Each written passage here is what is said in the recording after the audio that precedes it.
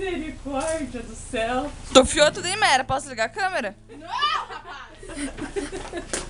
Criador de Deus! Não fecha a porta. Amanhã você vai arrumar esse armário. Vou arrumar nada, não. Ninguém vai fazer essa bagunça. Ah, a culpa é minha.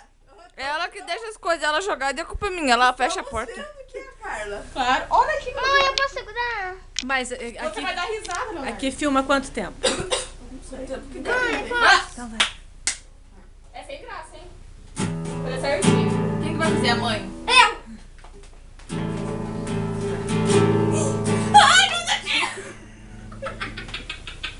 Ó, vai acabar o negócio aqui. Vai. 1, 2, 3, 4. Vai. Só vou mexer um pouco.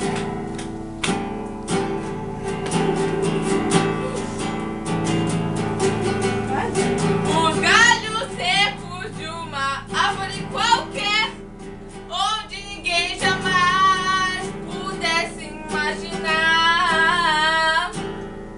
O Criador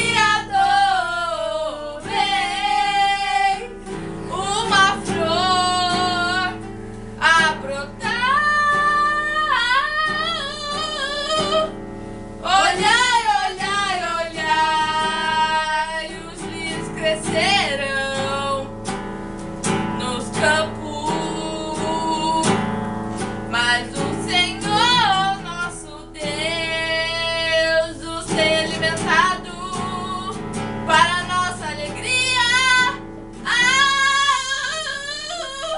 Para nossa alegria.